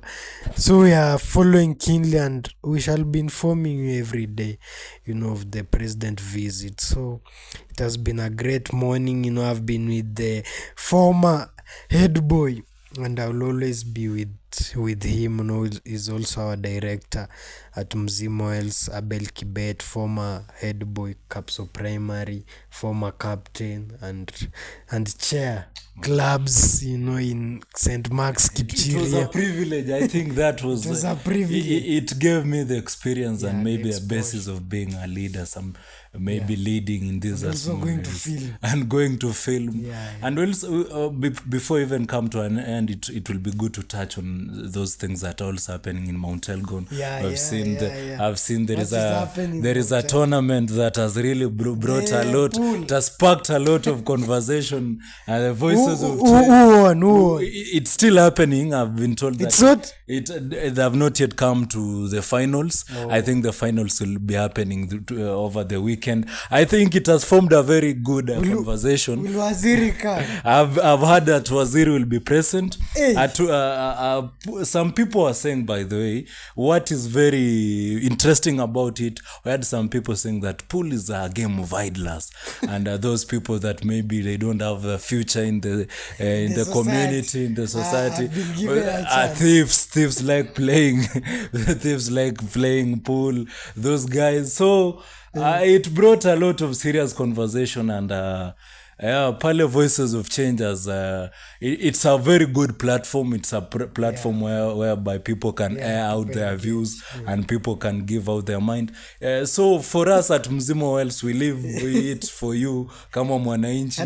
And let me just ask, is it will take like 1 week or? It's because someone said that how can we have a tournament of the pool even happening over people days. Should be working. So, and I think even the organizers deemed it very fair to push it over the weekend so that it only happens at the weekend, because that people can still have an opportunity to work over the days. And again, the problem is we had very genuine concerns. Young people are saying sisi hatuna kazi, we can only go. Someone was saying how can we promote gambling, and someone was saying even tukienda kucheza pale mpira, football tournaments, they're still gambling. So anyway, someone I also had Oscar Kiprop Chomonge saying that pool tournaments will come and go, but a good road in Chepuk, a good road in Kipkama will stay forever and will help the residents of Mount Elgon. Don't know what he was alluding to. I think he was just trying to tell Bwana Waziri make the road, but maybe Oscar doesn't know is that Boni is just Waziri. There is the governor. There's the governor who signs, the money will go here, this will happen. Yes. So if the governor doesn't accept, and I remember when we went to Boni's office, he told us it's tough. And I think he even said him holding that position. I think the people from neighboring community are not really happy. They're saying Lusaka has given the suburbs the most lucrative post. But it's lucrative, but still Bwana Waziri cannot do it without the governor, saying yes. And I've seen him, I have the privilege. He has my number, I have his number. So I've seen most of his status launching various roads, I think in Bungoma County this January. And he's been telling people, mkate simu sisi tuko site. I think he's telling people, for them they are working. And remember, he's not only seeing Mount Elgon, I think he's the minister better for Bungoma County at large. And if these projects are happening across the Bungoma, we appreciate him. But what is also important is what our people also, it's the voice of the people. It's good to remember these people, listen to their pleas, but it's good to do it in an honorable manner. It's good to do it in a good manner, and that's what we continue to appeal our people. I've had the privilege of also passing through the hospital. That project of 130 is continuing very well, and I think that one is very progressive. At least kuna simiti in a Korogo Mount Elgon Kapso. We are very happy for that. For the longest time possible in Kapso hakuna project ilikuwa inaendelea this particular year, and I think that it holds even the basis why our people watu wa Kapso ndio wanapinga sana vitu, si kupinga per se, but they're really against bad leadership, and we understand. But Kapso has always been team change. Kapso has always been team change, and we understand. I think it's like the people. Hata nilikuwa nasema we should now have someone vying for the ODM. And tuko broad-based government. They don't remember Naibei, but the character again. We now want. We do not just want any person because ODM. Because we now want a person who is lovable. It's now the broad-based government. We the people of Mount Elgon can also have an MCA even. And I think for the first time, if no one is not going to come through, mi najua ndas nikisimama na ODM nikianguka baba atanichagua bwana, ataniweka pale broad-based. So my people or someone that will so wish to vie, that one is an idea. Like Kasmuel. We know he has a future, that guy in ODM. And that is politics. You do not fulfill the emotions of people. Do what you see. Right. Be futuristic. Yes. Be someone who can see the future and chatter. So this weekend we might be seeing. This weekend probably we may be seeing Waziri in Kapsokon. What about the PA? I'll be talking to the PA over there. I've heard him also talking he's posted something about the same. Yes, he did say that it's a great competition. It's a great and I think he was saying, Patrick Chamosit and somebody, I think they were amongst the fierce critics of the pool tournament. Patrick Chamosi together with I think there is a Dr. Usolo Mwanja Bera they were very fierce. What is Patrick suggest? I think they were saying that pool should never be glorified the way the people of Mount Elgon have really. But maybe, but that is not progressive also, because there are people are earning big money with the pool all over the world. But yes, maybe here in Africa it's or in Kenya it's related to idling. But the reality is people who are idling are not idling just because they want to. It's because there are no jobs. And I think the politics around the pool competition is very healthy because pool is a good competition. Those who are saying it's bad, I might not agree with. It's a good competition. All competition really, if you look at football, if you look at athletics, if you look at any other competition, the reality is the benefit goes to the players. The benefit. So we should just increase the benefits that goes to the person who plays pool. No one goes with the field at home or the pool. But now we should now open our eyes. Why is it that a game that is not really profitable like athletics, if you go and run you make money, if you play football you make money? Why is it that people are going for pool in Mount Elgon? It's because if you really go to those town, Kipsigon, Cheptais, Kapso, you will find the young people in pools and they are not even playing. They are just seated there No, just saying whatever the day will will come, come. Yeah, in we fact, shall they're not even accept. sure about. And I think whoever came up with the idea of the pool should have really done a lot of research and knew that this one is something that is going to bring a lot Bring of, a lot and of- it will start a lot of conversation and a lot of. I think they did yes. not know what will come. What will come, because you see people from Mount Elgon are talented in pool playing. Go out here, go in campus, you will be told that those guys from Mount Elgon are sharpshooters. And so if indeed they are going to make it more progressive, it happening more again and again, again, make the prizes better to way, be better make prizes to make a lot of sense, make Some money prize for officials. yes, money for Some officials for people are going to who choke, to choke, collect results. and the prize also, like you get that money there, you go and be someone who is very progressive. It's something that we have seen people by the gambling seriously in pools and buying even stuffs. Bonnie can decide, let the whole pool be counted. Yes, let it be on the county levels, and county puts money on it.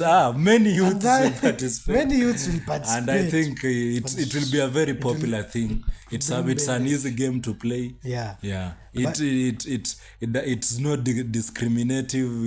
If you're sick, no, you just need to have so but also I think we should if someone sees the problem is our youth, idle lack money, let them do let them help the young people, what, get jobs.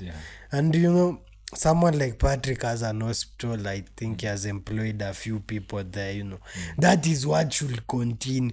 Let now Patrick open another hospital in Kapso, another branch in Kaptama, in Kipsigon, so that create more so that everything now becomes a game. So that as they play pool there to make their money, some people are treating patients in hospital to make some money. Some people are working in industries, the coffee industry, to make some money. So that finally it becomes balanced. We don't find like that. It seems also the match has a lot of people watching it. People are following what is happening. It means also it's a famous thing, and I think maybe we should embrace pool in Mount Elgon and take our people beyond even Kenya. We can go play pool all over the world. And if someone from Mount Elgon is playing, for me, that is a win. So and we really hope. My prayer is that we have seen all these other competition, and it's being embraced, even athletics. The point is that let now the competitions, because it's something that let it be diverse. Let if Waziri is doing pool, another one, let's come and do football. Let's come and do another person come and do in a more progressive, in a another more one does better athletics. Way. Yes, another one does even even you can have the table tennis. Like the conversation should change in Mount Elgon from the negativity alone to the positivity. Now we have the problem. What are the opportunities in these things? Yes. What good is coming from?